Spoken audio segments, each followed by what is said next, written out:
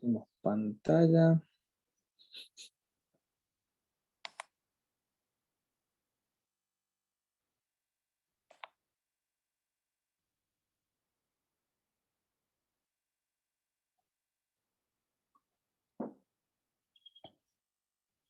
Bien,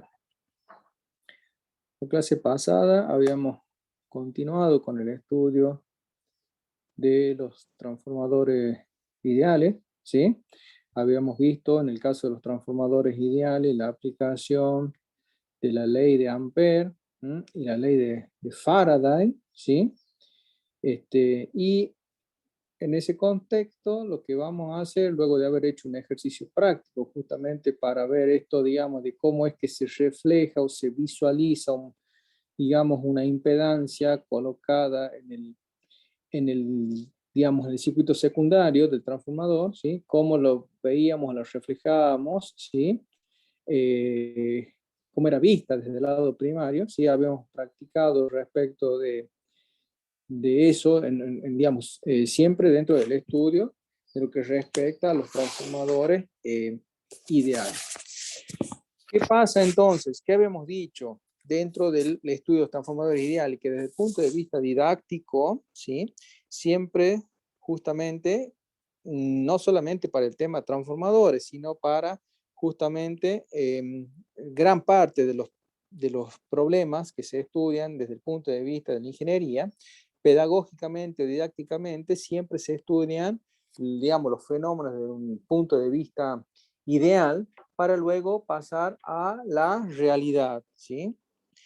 Y eso, de alguna manera, es lo que vamos a hacer ahora. Habiendo estudiado y habiendo visto los conceptos fundamentales, los principios básicos de funcionamiento de un transformador de dos devanados desde el punto de vista ideal, lo que vamos a plantear a partir de ahora, ¿sí?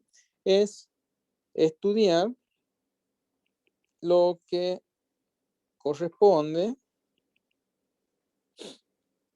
a circuitos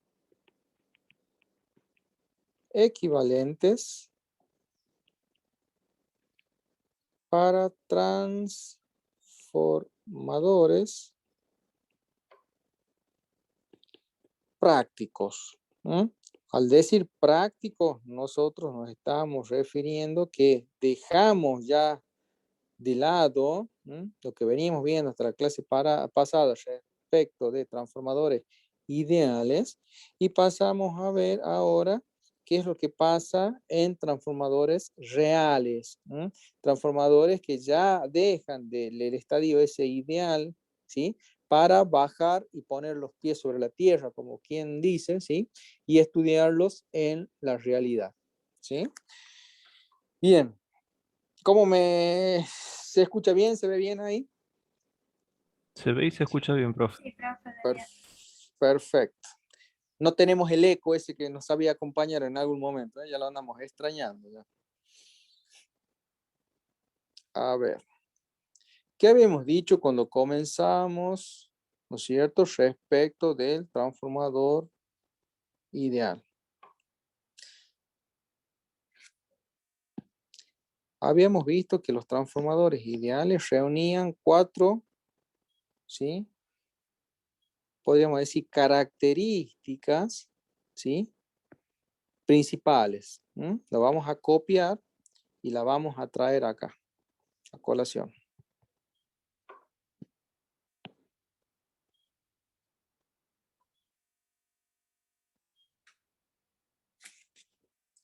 Bien, entonces, por acá, por el lado izquierdo, entonces, de la pantalla, vamos a trazar una línea y vamos a decir que del lado izquierdo vamos a tener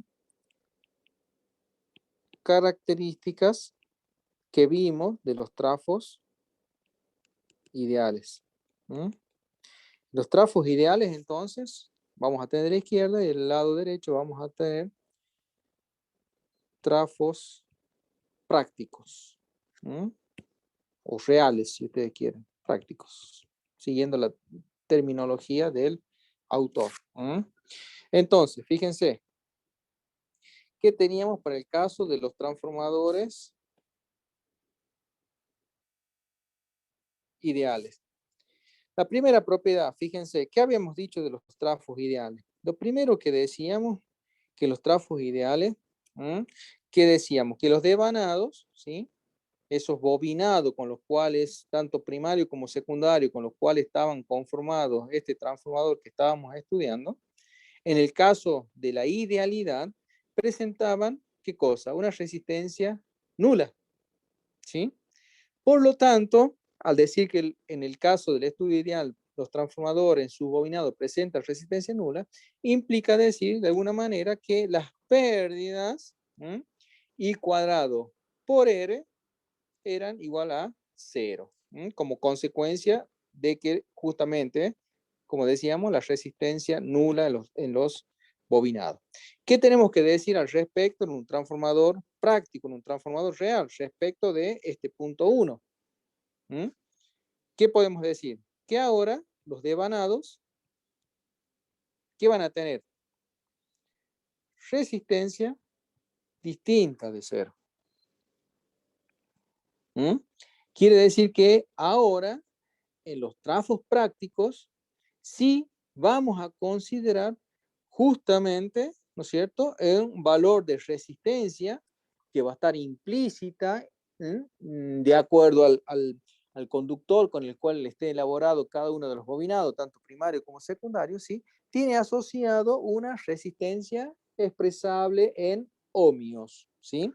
Por lo tanto, decir que la resistencia es distinta de 0 implica decir que las pérdidas que voy a tener presentes en ambos devanados van a ser lógicamente también distintas de 0. Bien, ¿qué decíamos en el caso de la segunda característica que me identificaba a mí a un transformador ideal? Respecto a la segunda característica, nosotros habíamos dicho en su momento que la permeabilidad magnética del núcleo, ¿sí? Lo habíamos definido como mu sub C, ¿sí? En el caso del trafo ideal es infinita. ¿Qué podemos decir entonces en el caso del trafo real o práctico? La permeabilidad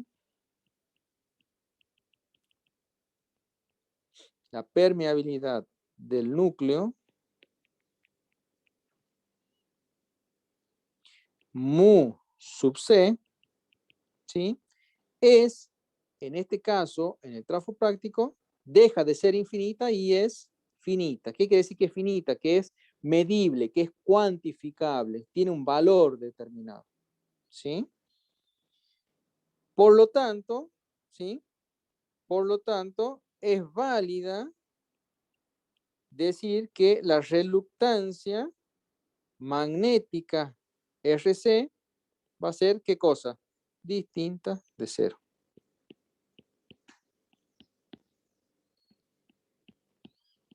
Magnética. La tienen en la formulita justamente acá. No la vamos a repetir porque ya la tienen, ¿sí? Reluctancia magnética era longitud media LC dividido en mu C por AC, que es el área transversal por donde circula el flujo. ¿Se acuerdan eso, no es cierto? Entonces, en base a esa formulita, si el denominador mu sub C deja de ser infinito, sino que tiene un valor determinado, luego la reluctancia, ¿no es cierto?, aplicando esa fórmula, adquiere un valor distinto de 0. ¿Qué podemos decir en el punto 3? ¿Qué decíamos en el caso del trafo ideal? En el trafo ideal, en la característica número 3 de ese trafo ideal, decíamos que no existe, en un trafo ideal, no existe flujo de dispersión. O decíamos que de alguna manera lo mismo que el flujo de dispersión, ¿no es cierto? Está confinado, decíamos, ¿sí?, al núcleo y cumple con la función de enlazar a ambos devanados. Es decir, que todo el flujo magnético se canalizaba a través del núcleo, ¿sí? Y no existía nada de flujo, no existía ninguna parte de ese flujo que se dispersara, que se saliera de ese circuito magnético, que se saliera del núcleo. En cambio, en el trafo práctico no sucede eso. Lo que sucede de alguna manera es que el flujo magnético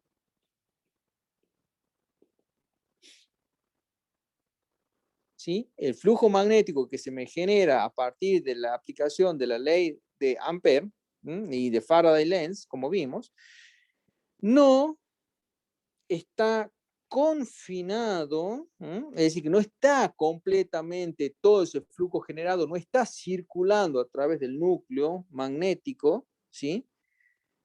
No está confinado por completo al núcleo. Dicho en otros términos, hay una parte del flujo magnético que se crea, ¿no es cierto?, al hacer circular una corriente por bobinado primario y a través de la aplicación de la regla de la mano derecha, si ustedes recuerdan de la clase pasada, que hay una parte de ese flujo magnético que no se canaliza, ¿sí?, a través del núcleo, sino que hay una parte que se dispersa. Por eso van a ver que de alguna manera aparece el concepto de flujo de dispersión, una parte del flujo que deja de ir por el camino magnético que le ofrece el núcleo, sino que se dispersa en el aire. ¿Sí? Y por cuarto punto, habíamos dicho en el caso de los trafos ideales que no existen pérdidas en el núcleo. Las pérdidas totales en el núcleo son igual a cero. En cambio, en el trafo real, podemos decir que se tienen pérdidas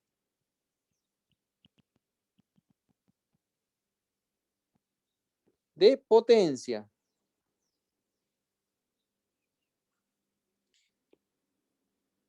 Podemos decir real o activa, ¿sí? Y reactiva, en términos generales, ¿no? ¿En dónde? En el núcleo. Y es lo que vamos a comenzar a estudiar a partir de ahora. ¿Sí? ¿Se entendió entonces hasta acá? ¿Cuál es la idea? ¿Hacia dónde vamos? ¿Alguna pregunta?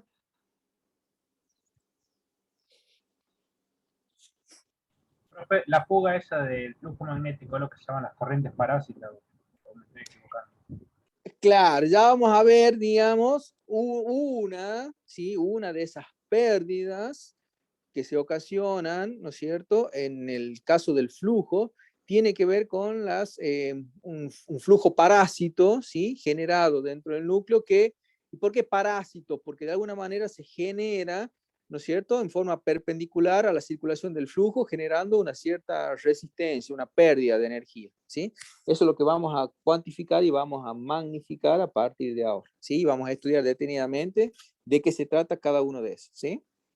Entonces, fíjense, si nosotros habíamos considerado que el caso digamos, esquemáticamente, a ver, bueno, ese es el caso del ejemplo, pero nosotros podíamos representar en forma teórica, ¿no es cierto?, un flujo, un circuito, o sea, la representación esquemática de un circuito, de un transformador de dos devanados ideal, si para nosotros esta era su representación esquemática, ¿sí?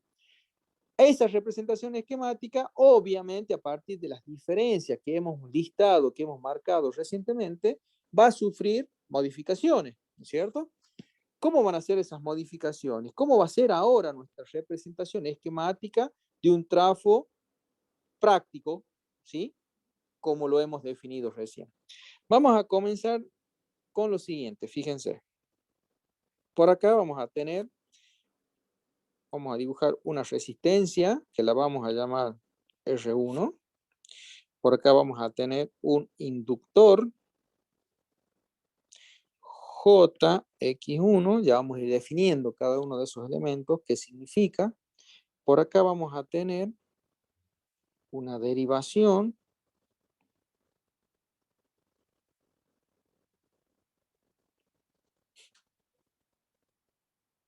Vamos a tener derivación, una conductancia y una susceptancia. Ya vamos a repasar y volver con ese concepto que ya lo vimos cuando definimos la admitancia, ¿sí?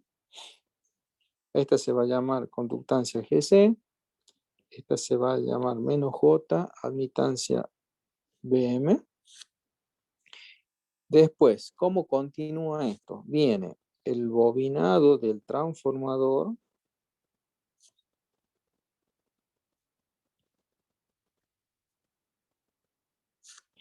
Acá lo cerramos al circuito. Por acá voy a tener la tensión B1 aplicado al devanado primario. Y esa tensión en bornes del devanado primario la voy a llamar E1. ¿Qué corriente voy a tener? Fíjense, voy a tener por acá una corriente que la voy a llamar I1, que si ustedes se fijan, I1 va a recorrer, ¿no es cierto? Va a pasar por R1 y JX1, ¿sí?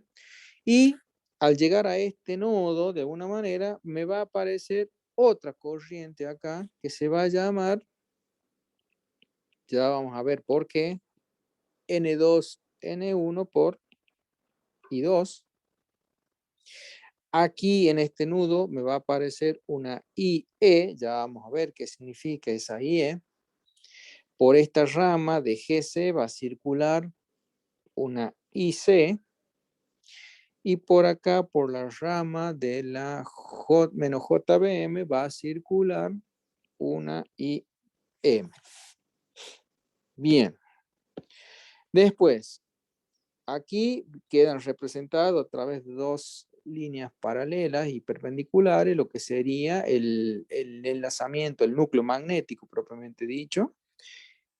Simbolizamos posteriormente lo que es el bobinado secundario del transformador, que va a tener una fuerza magnetomotriz inducida de valor E2, ¿sí?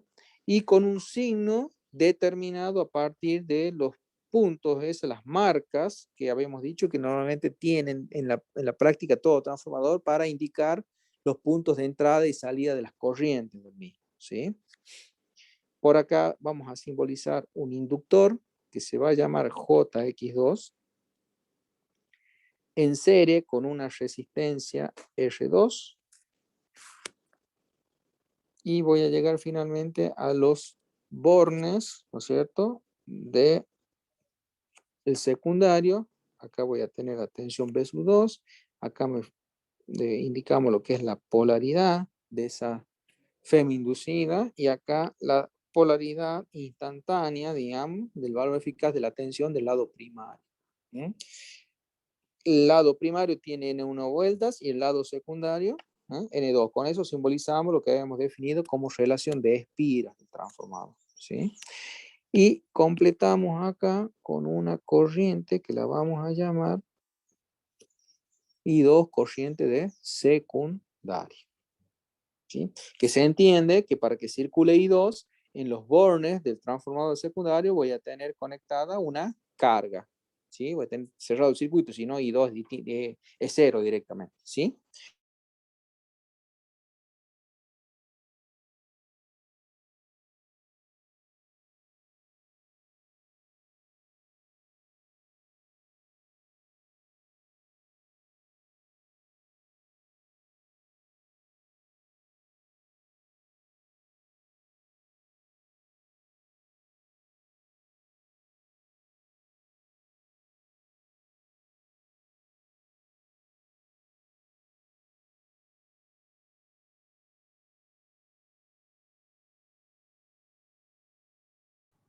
Creo que se cortó el audio, no sé si soy el único. Sí, a mí también.